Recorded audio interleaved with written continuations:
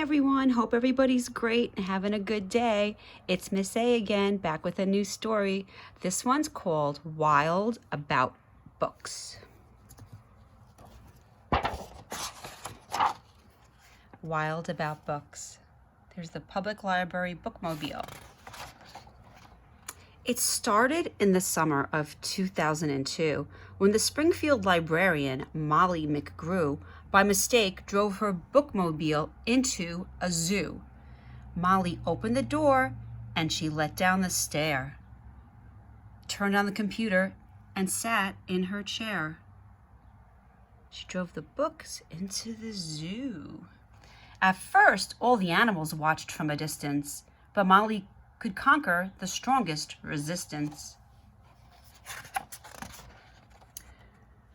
By reading aloud from the good Dr. Seuss, she quickly attracted a mink and a moose, a wombat, an onyx, a lemur, a lynx, 8 elephant calves, and a family of skinks.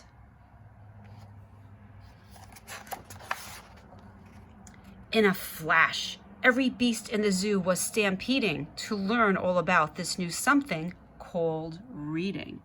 Look at all those animals running towards them.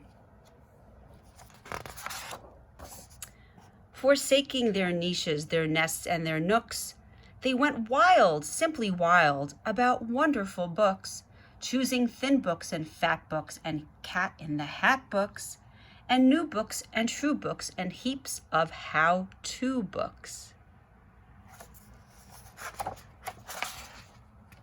Giraffes wanted tall books and crickets craved small books, while geckos could only read stick-to-the-wall books.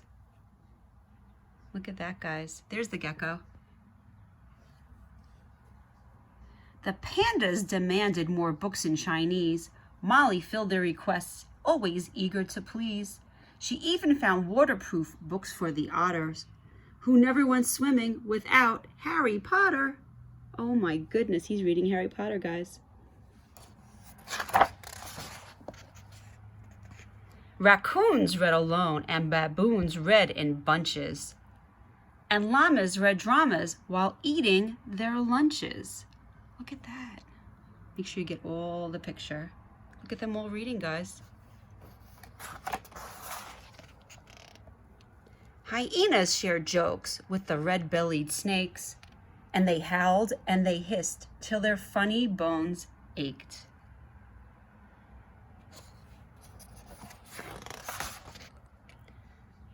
A tree kangaroo who adored Nancy Drew began solving mysteries right there at the zoo, such as why are the bandicoots' books overdue?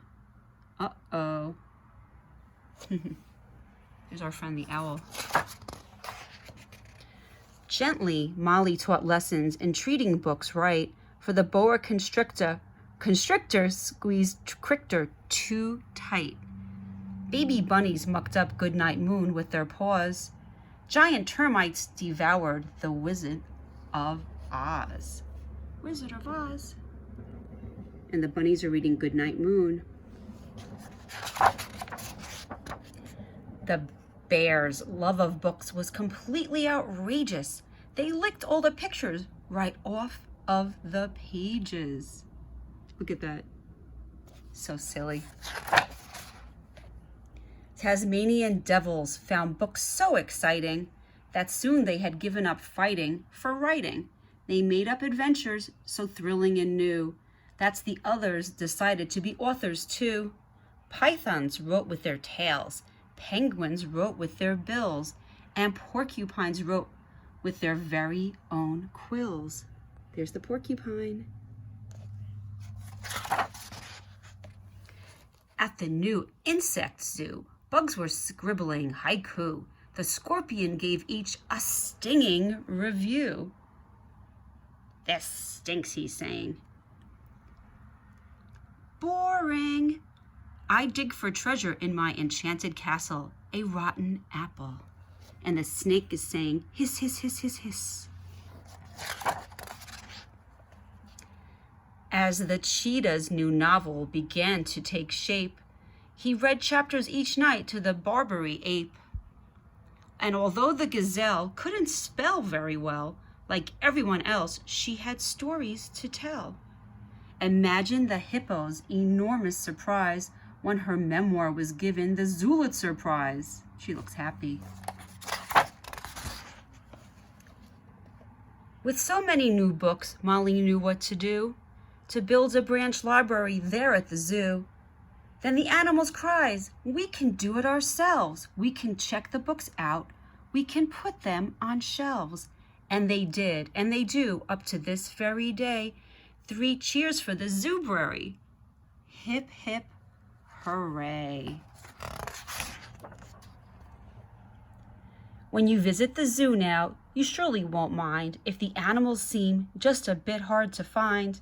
They are snug in their niches, their nests, and their nooks, going wild, simply wild, about wonderful books. Look at them, guys. The monkeys, the owls, the raccoons. There's the lion and the zebra, the bears, and the cheetah. That's it, friends. I will see you again soon with a new story. Bye from Miss A.